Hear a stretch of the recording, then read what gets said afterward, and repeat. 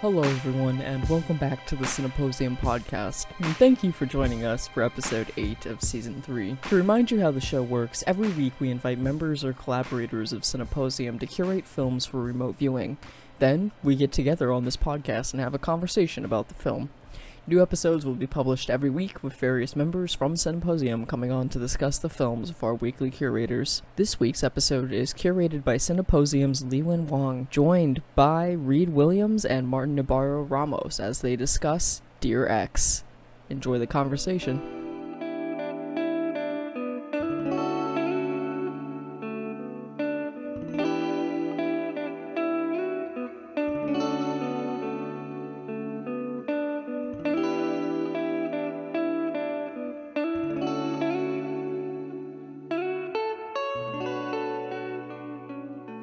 Released in 2018, Dear X, also titled 谁先爱上他的, is a Taiwanese film with a bit of romance, a bit of comedy, a bit of sadness, and a bit of music. The film is narrated by a teenager, Song Chen-xi, who's in the middle of a battle between his mother and his father's lover for his late father's insurance money. And as a critically and commercially well-received domestic drama, the story interestingly starts right off with the absence of the father, who's supposed to link everyone together. But instead, here in the story, the father is now a ghost figure that haunts his loved ones. Also notably, the Chinese title for this film, in literal translation, means Who Loved Him First. As the story progresses, we as audiences are also invited to piece the clues and narratives together to see who will win the insurance money and who loved him first. In sum, the film is woven with a lot of current issues: gender, sexuality, family values, all of which I'm excited to discuss with you all in today's episode. Yes, I'm excited too. Yeah, likewise. Thanks for picking this film to present, Liwen. I guess I'll get started just by saying, I did, in preparing for this episode, I really enjoyed watching the film, and before getting into more specifics, I'll just say that, and really interesting, the different title in translation. I think going in, I purposefully didn't watch the trailer, I didn't want to know anything about the film, and I think that paints a different picture before watching, and so both I think are interesting titles, and I think they both work, but just a little slightly different. It makes perhaps maybe a little more sense to me in my mind, at least now having seen the film. But just really interesting, complex film with so much that we can unpack here. So with that, I'll stop for now. Yeah, I'm curious, Liwen, you mentioned the plot a little bit at the beginning, kind of in your opening. And I'd be curious too, just for people who maybe haven't seen this before, like what your kind of 1 or 2 sentence like plot synopsis of Dear X would be. So this film is basically about a field that is surrounding a teenager whose teenager's mother and his teenager's father's lover, they're battling over insurance money, and that he later on discovered some closeted secret of his dad and also his mother and also his father's lover. And so, yeah, as the story unfolds, we see a lot of those different aspects and different layers of story from all these main figures are being presented in front of the audience. Yeah, and so I'm just wondering, what was your general reaction to the film, or what were you thinking about the film before heading into it? I guess when you initially told us about the film in our group chat, that kind of description of like a little bit of comedy and a little bit of romance and kind of like music, I think maybe you might have said too. And just like, I think I kind of got focused on those 3 things. So I was expecting something maybe like a little bit more like campy, I guess, and really over the top kind of broad comedy, which is really not actually how the film is at all. So that was really interesting just to see that it is more, like you mentioned in your opening, like kind of a domestic drama that is like pretty tragic in some ways and goes in some dark places.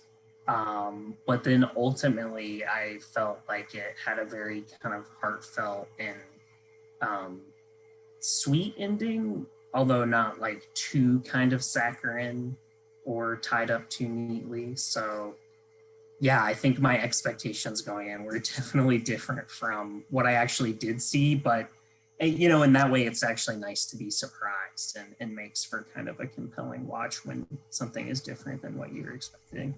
Yeah, and I guess to add on a bit to my reaction, I did enjoy, as I said, I did enjoy the film and enjoyed, you know, as you say, the layers to the narrative and each of the characters who we follow throughout the film. You know, we spend time with each of them, and they all have their own sort of trajectories throughout the film. I agreed and with Reed that I think my expectations were in one place, and what the film ended up being totally surprised me. Some of the production qualities of the film, I really enjoyed how it was shot. I enjoyed the narration throughout, tied to the animation that we get throughout the film, and I also really enjoyed the way theater kind of played into some of the storytelling. I'm always interested when theater kind of becomes blended in with film, and how that's done through production design and through editing. And I mean, editing is another thing that I think this film does an exceptional job at. I think particularly in how we transition between flashback and present.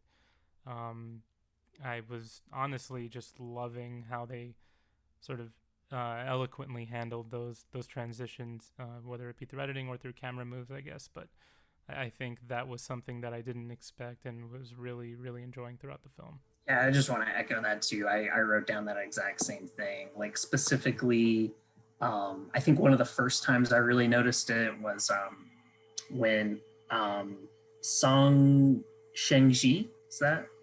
Yes. It's the son, right? Yeah, or the male lover, like he's Mm. playing the guitar, and then the way it's edited and shot, we see the deceased father, Song Shing Yun, teaching him to play the guitar, or just other moments where like the mother is sitting in the waiting room at the hospital, and then there's like a zoom out, and then we see, you know, the lover song with the father in his final days. Like, yeah, just those little moments that are stitched together to connect the flashbacks with what's going on presently. I really, really enjoyed that too, just like Marty pointed out.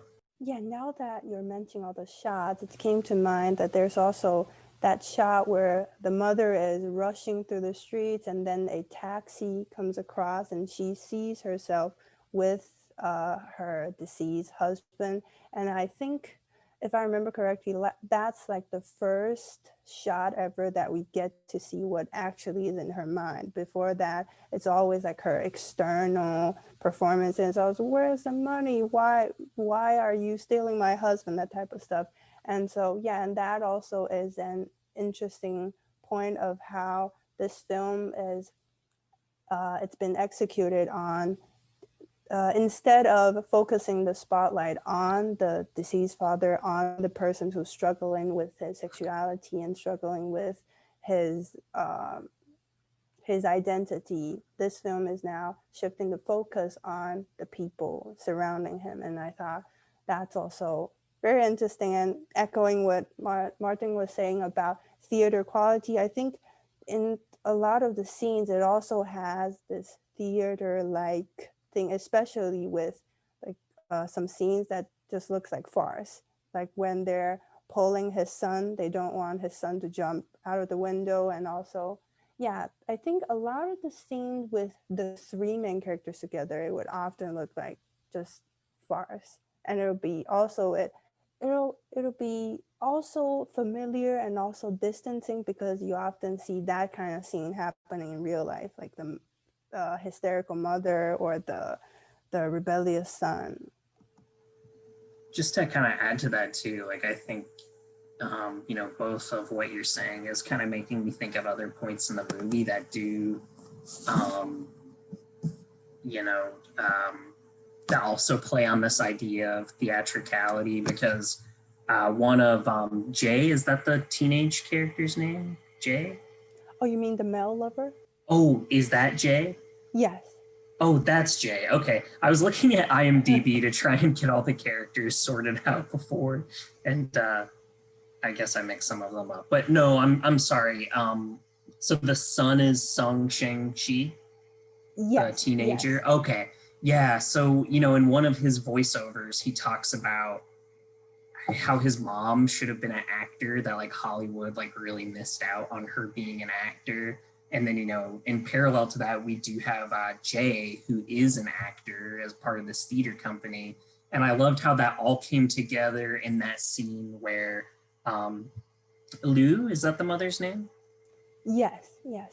Where she confronts them at the theater. And she actually right. is on stage. And so it is like you said, like, I think at first it took me a second to kind of get used to the really pitched up performances in those moments. But then when that happens, you kind of see how theatricality and the idea of theater and melodrama, and like you're kind of saying, farce is part of what the film is getting at. Totally, and I think that's a great example of, like, yeah, as you say, like the sort of style of comedy that we get in this film that I was not expecting. A part of me, here's rom-com. For some reason, I guess I'm programmed to expect a sort of comedy, but this was very much more rooted in this melodrama that have these sort of ironic situations or situations where you can kind of chuckle at, but there's sincere drama attached to it, and intricacies to some of what these characters are experiencing that are very real to them. And so it's a sort of mixed feeling, but man, I didn't quite put that together, and I think that's a really great point that you made, Reed, in terms of that the mother shows up in the theater. I really love that point. Also, side note, the actress for the mother, she actually started off her career and is very famously known for her theater performances. So she came to like the TV film industry from her theatrical roots. And yeah, I thought that was also very interesting, and that I was telling you guys about this film is a bit of rom and a bit of com. So I intentionally sliced that two out. It's like, it's not rom-com, it's rom and com. But yeah, and also, yeah, I think it's trying to use a comedic tone to soften the blow of the issue that they're trying to dealing with. And I'm always intrigued by how people or filmmakers are trying to use comedy to convey certain tough or more serious issues. They're trying to do it in a more lighthearted tone. And yeah, I just want to hear what you think about like the use of comedy, or what are some other examples of comedy that you think executed well of difficult topics. Yeah, that's really fitting you asked that question. It ties in a little bit with last week's episode that I did with Eric about the kid, just to plug that little shameless plug for another episode. But we talked a lot about how Charlie Chaplin blended drama and comedy in that film, and how just in his career in general, his films are comedies, but oftentimes they're dealing with class and labor and, like you said, these really heavy issues that are difficult to talk about. And when directors and filmmakers and writers find a way to blend those two things to make those issues a little more palatable and give people kind of a cathartic experience who maybe experience these kind of tough things, is always really impressive, because it just seems like a really hard thing to do. Totally agree. And for me, I think one really great way that this film and the filmmakers handle sort of tiptoeing that line is through the animation. So one memorable moment that I honestly, I think I kind of cackled. I forget at what point it happens in the film, but it's at one point when the son and mother are having this confrontation on the street, and she's shouting and she's approaching him and sort of I forget exactly what she says, but what I remember distinctly is the animation in which we kind of get this cut to like a closer like medium from a wide shot, and he gets like this animated like sword in his hand, and it's almost like, okay, I'm getting ready for battle. My mom's like crossing the boundary into my personal space and threatening me or whatever, shouting at me, and I'm like, I'm ready for battle here. And I think that's a funny familiar feeling, because kids, I think, like we get in this sort of attitude with parents when we're young occasionally, in which we feel like, gutsy to sort of stand up to them and talk back, and have this sort of exchange. And I think that was a really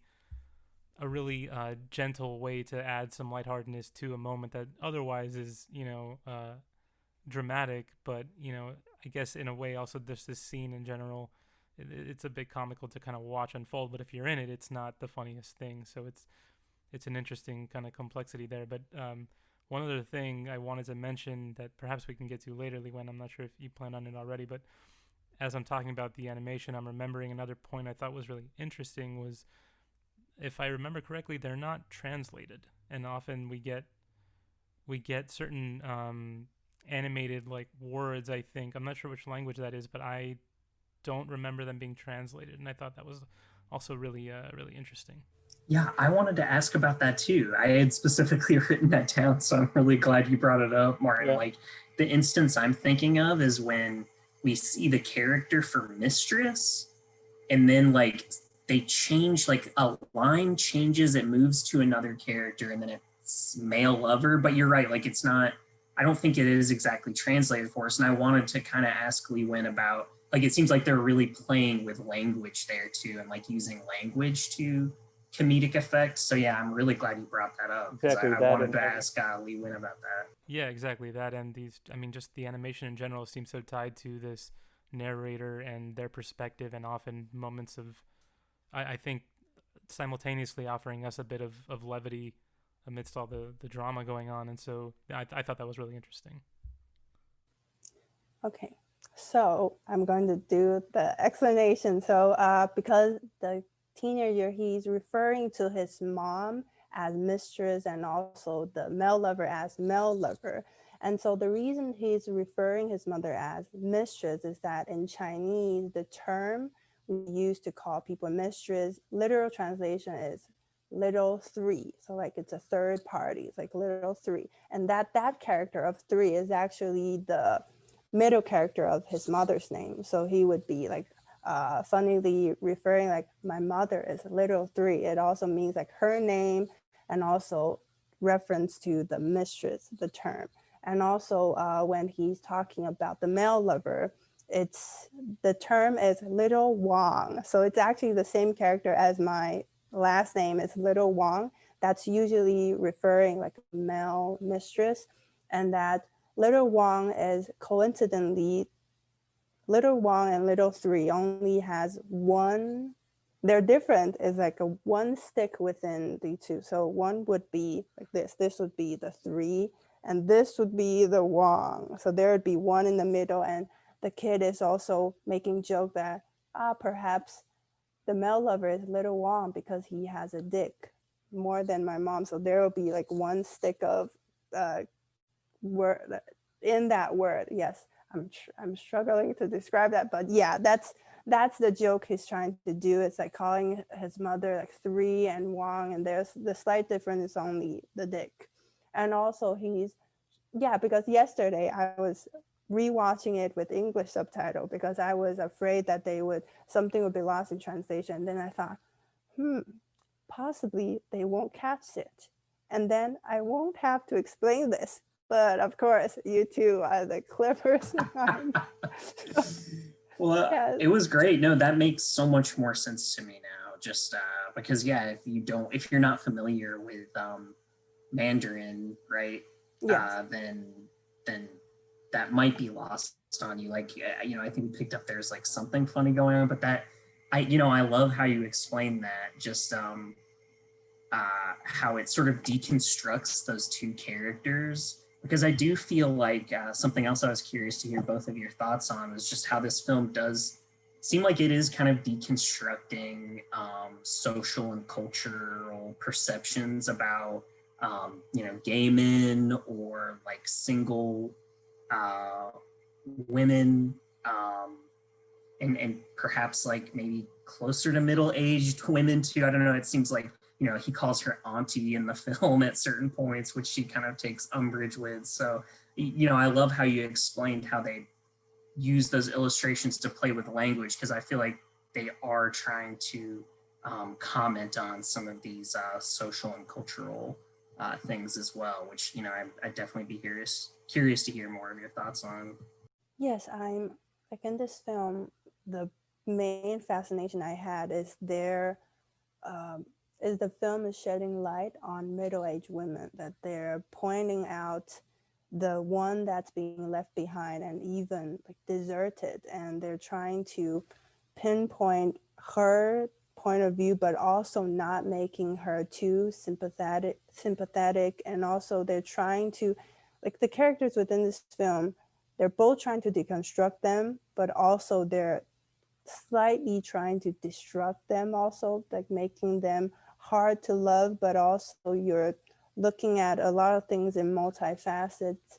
And yeah, I thought it's very interesting to see also like the contrast of two mothers, the Jie's mother and also the teenage boy's mother, and also to see how in this type of situation no one's actually at fault, but no one is also the righteous party. And that it's like what the teenager was saying, like, who will win this game, who will win this? And then he said, I think the winner is the chicken chops, because that kind of reunites, like reconcile the relationship he and his mother had. And yeah, I thought that there's what Reed said, it's a lot of layer to tackle, but it's also interesting just to think about how a gay man is being portrayed and how unrequited love or reunited love within the LGBT community or the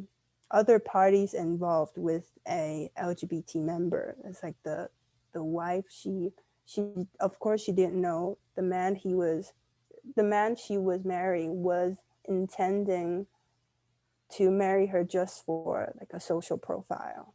Yeah, I think something that I was spending a lot of time focusing on throughout the film was, words themes. I was trying to pay attention to, what I was noticing throughout, and I think a couple that stood out were, themes of greed as well as grief, and I think in getting to this point, or these things that you're bringing up, Reed, I think ultimately what I'm thinking about is just that each of these characters are misunderstood.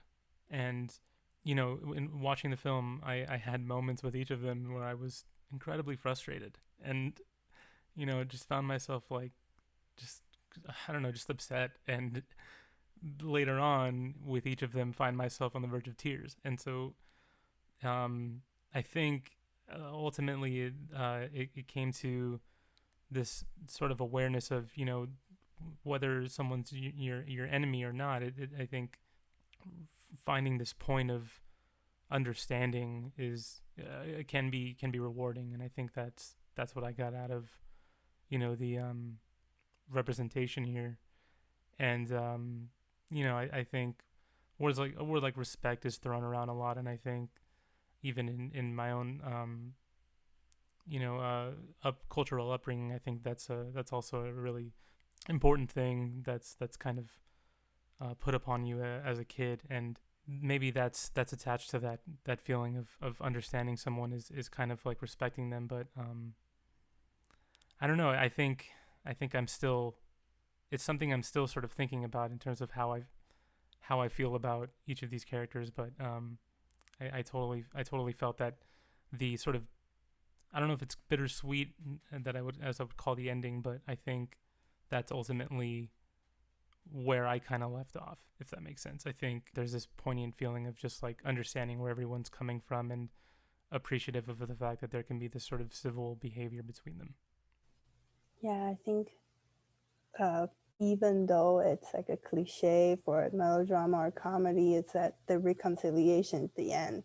But I think this film, it's also trying to, you don't necessarily agree with their point of view, but then you're trying to understand and to be close to them. It's like through the different layers of their memories, you're trying to keep yourself as close to the characters as possible. And like Martin was saying, on the verge of tears, I think there's one scene that stuck with me, is that where the father, he's just complaining that I might as well just die because I'm now like falling out of my hairs, and I might as well just die.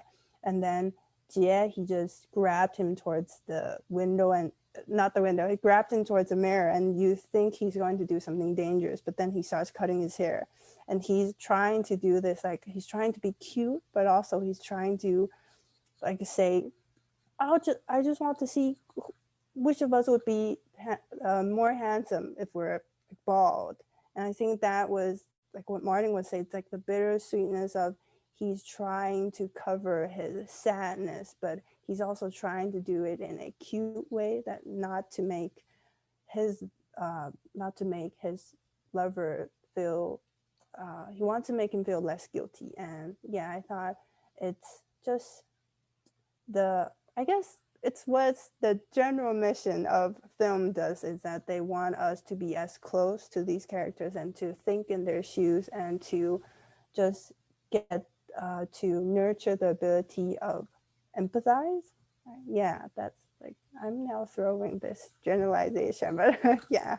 I'm glad you both are talking specifically about the characters, because a question I was asking myself throughout watching the film, and one I want to ask both of you now too, is who is the protagonist of Dear X, or is there not just one protagonist, or are they all equal?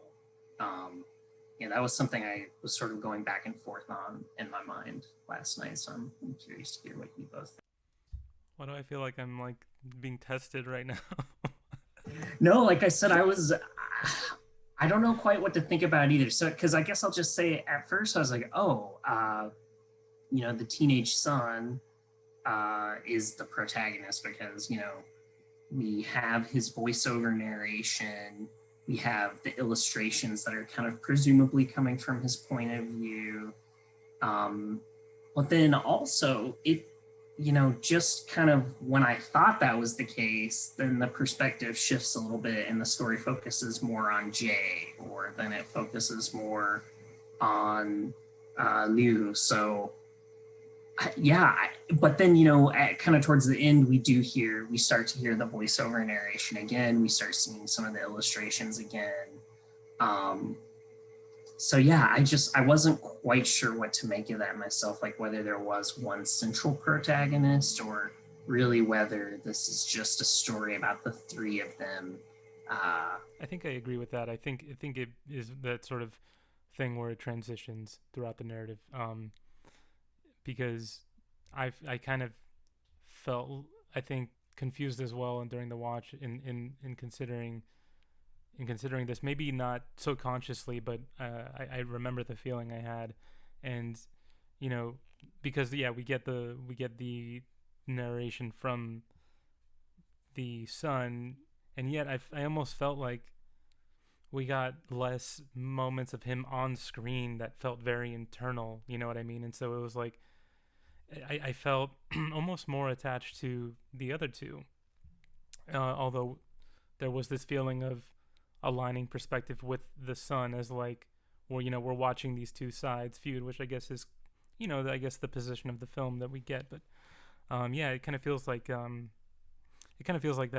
narrative in Psycho, in which the protagonist that we have at the start of the film dies very early, and then it shifts over to someone else, and then a new person comes in and we start following them. And it does feel like this other sort of path that takes these transitions. And I mean, I personally am all for it. I really enjoyed that opportunity to spend so much time with these characters and really understand them internally, each of them. And ultimately, I think it allowed for a much more rich experience in watching the film. Yeah, I guess one of the film's endeavor to incorporate more of the son is by using him as the narrator. Is that even though we see more on-screen moments with the mother and also the male lover, but it is overall it's told through the voice of the son. So this might as well just be his memory or his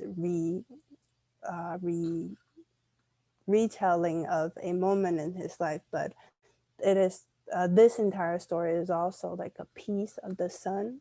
In my opinion, it's like he's telling this story. It's like in the end, you're also kind of fractured by, is he talking to the therapist or is he just telling this story again? Or it could possibly, this entire film is one of his sessions within his therapy session. And I thought that it's like the narrator issue is also like a constant concern when I was watching the film. Yeah. Totally had that same thought. You're reminding me, Lee, when I considered, because of the way certain scenes play out, it gives this sense that he's talking to his therapist. And towards the end, sort of calling them a fraud, does kind of, I'm not sure if it solidifies that possibility, but I mean, it does have that feeling. But also very much had the feeling that of this as a sort of like different style film diary, like this sort of segments that are not linear. It feels like these different moments that are dated within his own film diary in terms of coming to terms with everything that he's been experiencing. So I don't know how to describe it best, I guess, but it has feelings of him, having these thoughts on what he does know, or what he knows as he learns it, and them being sort of added upon his story as he's telling it. So it's a really interesting narrative that we get, for sure.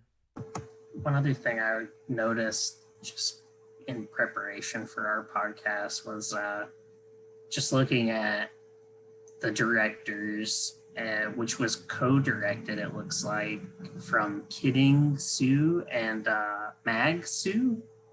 And I think I saw that Kidding, I think that's his like professional work name. I don't think that's his actual name, but it looks like he was a music video director or had experience working with working with musicians and directing music videos. And that just made me think of kind of this great tradition in film of music video directors becoming feature film directors, like David Fincher and Spike Jonze and Michel Gondry, and really just some of like my personal favorites. They start doing music videos and then transition into feature film directing. And I think some of that work from directing music videos you can see in their features as well. Just a really sort of creative way to use the visuals to tell the story, like the editing we were talking about. I always feel like they have a great eye for just color too, like the colors usually pop. And yeah, just in general, just like a kind of they find a really fun, economical, eye-catching way to tell a story. And I definitely saw that was the case there. And it looks like, this is their debut film. So I'm hoping that from here, you mentioned, Liwen, that this was commercially and critically successful. So hopefully that means that they'll have the opportunity to make other films, because, if this is just the first one, then I could see, definitely a lot of potential in their career. Yeah, now that you mentioned that, because Mag Xu, she's actually very, very famously known for a lot of TV dramas, because she's a writer and she's also theaters, and she's done a lot like rom-com and also romance, melodrama type of TV shows. And I think this is actually one of her few film directions, but mostly she wrote for TV films, and those are usually great. It's like her name is one of the selling points, I guess. Yeah. But yeah, what you mentioned about the musical quality to the film. It's also very interesting. Another director that came to mind I wanted to add to your list read was Mary Lambert, who directs Pet Sematary. I know she was the original Pet Sematary. Excuse me. She was I can't recall the music videos she did. I think she did one with Madonna. But anyways, absolutely, I think that sort of background can bring a sort of skill set with them to convey some of the themes that are in the film through through camera work, through sound, through lighting, which I think this film was another exceptionally well done area was its lighting. I think tied to its editing and back and forth between flashbacks. And I think those that evocative feeling comes about for some reason so well with these filmmakers. I mean, another plug for the podcast is going back to the Halloween episodes when we were talking about Rob Zombie, and I mean, say what you will about Rob Zombie, but I mean, his Halloween films do have this very unique and artistic sensibilities to them. They're very specifically colored in certain ways, and each scene, each frame has its own feeling, and I think that's certainly something that we get with this film, and was very enjoyable. I think it was just a pleasure to kind of experience what the filmmakers wanted me to feel, and I think that was something that I really enjoyed with this film for sure. Oh, on another note, because I was also thinking what you thought about like what Reed said, middle-aged woman as a center point of films. It's like, I think last month I was in a phase like watching elderly rom-coms, like The Book Club, that kind of films. I was very into like middle-aged to older age women as the center of a film. And I was thinking what you thought of the execution within this film, or just generally some of the films that highlights middle-aged women or even single older age women. Well, yeah, I mentioned earlier how she gets called Auntie a lot, which I think is kind of like in deference to sort of older, but not like middle-aged, right? I guess like you're saying, like not quite like elderly, but middle-aged.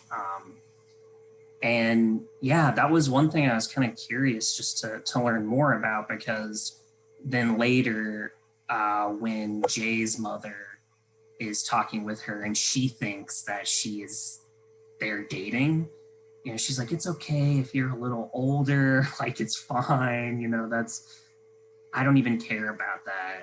So yeah, I was just curious to learn a little bit more about like the cultural context behind that. Like, is it just if you are like in particular to like a single like kind of middle-aged woman in Taiwan, is that kind of a lower social strata, I guess, than others? And is that kind of why we see some of that in the film? I guess it would be, in East Asian countries that women usually have this age crisis where they don't want to be referred as older, or they don't want to be called as an older sister or auntie, or even like when women are past 30, there will be in like a 30 crisis, like I'm not going to be 30, or even in universities, when me and my friends were in our junior year or senior year, we'll be like, we're the old people on campus now. Like they're the young girls, and people and boys are like young girls instead of us. I guess that's a prevalent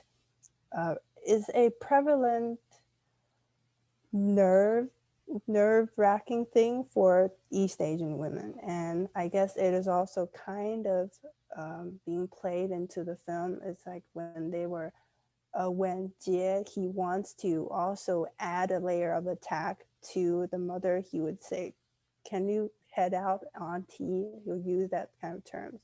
Yeah. This conversation, I think, reminds me of, well, I think about a couple of things. First, I wanted to mention that I'm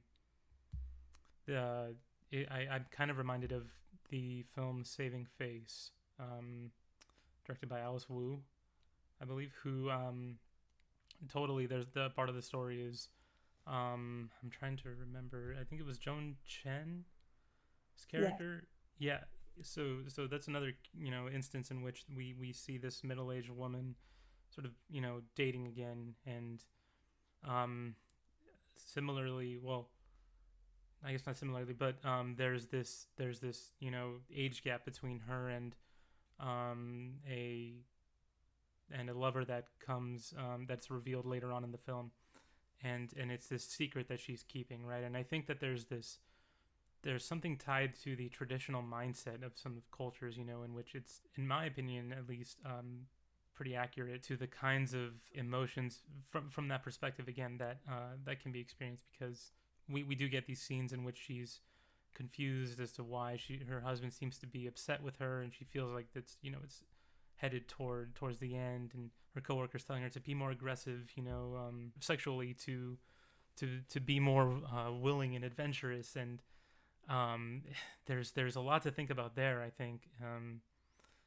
Whether or not that's okay, but the fact that she feels put in that position, I think, is, in terms of representation of that sort of experience, I think they do a great job with it. It is fun to hear about your middle-aged kind of rom-com rabbit hole, Liwen. I know you mentioned like other films that come to mind that I would fall into that bucket, and I guess I recently heard a podcast all about like a Nancy Meyers, and how, as she got older, she wrote like Something's Gotta Give, or wrote and directed Something's Gotta Give, and It's Complicated, which I think definitely would fall into that. And then there's like Enough Said, the Nicole Holofcener film with James Gandolfini and Julia Louis-Dreyfus. So, there definitely are films out there that cover that experience. Probably not as many as there should be, but it is definitely kind of its own subgenre, and adds a interesting layer to the rom-com genre in general, just because they are usually so youth focused. Yeah, actually, like one of the films that was in my elderly rom-com rabbit hole was Something's Gotta Give, and that you can, especially what I said about the book club, those women's are, their characters are like in their 70s or towards late 60s, and they're actually portraying them in youthful lights. It's like, I think it's Jane Fonda. She's about in her 70s, and she's also seeking out for love, and and they're all facing each of their own respective crisis. And the film sheds light. Yeah, and the film sheds lights beyond their age crisis, but that they're now just looking them as individuals. It's their age is just a backdrop, but not the primary focus, and which I thought was very enticing, because it was because usually in those type of films, the family struggles or their age would often be a big topic, but now in those films, or here in this film, her age isn't the main focus, but is actually talking about, because at first you would think about her being a middle-aged woman and they're always like that. But then when she was in the therapy session, she was asking the therapist, like, was that real? Did he ever love me? That was like a universal yearning for perhaps all women or all men or every human being. They just want to know if they've ever been loved, that type of, yeah. And I also, that scene in the taxi is also giving the audience a sense of she was young before, she wasn't always like this. And I thought it's, yeah, interesting. Again, I'm using the word interesting, but I guess today we covered even more than I was thinking about. It's like the theatrical qualities, and also how like a music video director, which I didn't notice actually. And yeah, I thought those are really interesting points and like research questions if one day we want to look into those. And yeah, I guess also a part of me wanting to curate this film is that I want to highlight a Taiwanese film that is more contemporary and it's more fun to watch instead of, because I was actually looking at Letterboxd and I was sorting it with popularity of films made in Taiwan. And I think most of the films on page one is like the 80s new Taiwan cinema film or like Hou Xiaoxian, Cai Mingliang, those type of art house film. And so this week I just thought I need to highlight some film that is actually contemporary and also comedy and fun. And it's actually, because those new Taiwan cinema, it's a bit far-fetched for the majority of Taiwanese audience. So it did great in the world beyond Taiwan, but within Taiwan, it did great, but not like exceptionally great. So but this, like this film, Dear X, it was really well received and it was nominated and won numerous awards at the Golden Horse Awards, which is like a Chinese Oscar awards. And I thought that was a important thing I thought I should do as like a curator of this podcast. Oh yeah, and also because this is also like a side note that when I was trying to look up a lot of the films that I was aiming to curate, the availability and the streaming difficulties made it hard to curate films because I would want to have Taiwanese film titles that people can easily get access of, but then the easier ones that I can get access to are like the more archaic art house film. And I thought that could also be a emerging, that may also be an emerging problem of the not that widespread ability of more contemporary Taiwanese film. And yeah, but I'm very glad that I got at least two of my cohorts to watch this film and to just also experience what a modern Taiwanese moviegoer would watch like this. Yeah, because because Taiwan produced a lot of melodrama, domestic dramas, and this is like one of its best works in recent year. Yeah, I'm so glad you brought that up because I actually did wonder to myself if this was so successful, why it didn't necessarily cross over to Western audiences as much. Like, and I guess I'm just going by myself for this.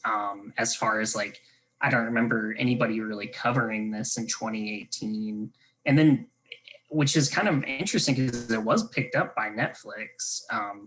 Like it has the Netflix film logo on it. So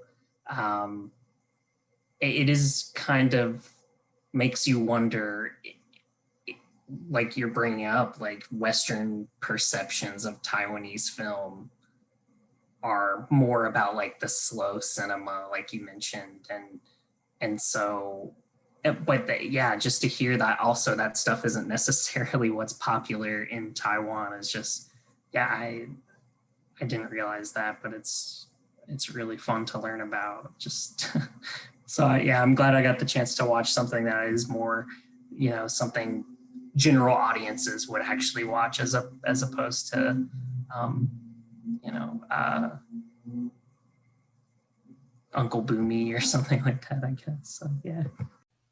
Yeah, plugging in another slight promotion is that another LGBTQ film which did great in Taiwan this year called Your Name Engraved Herein.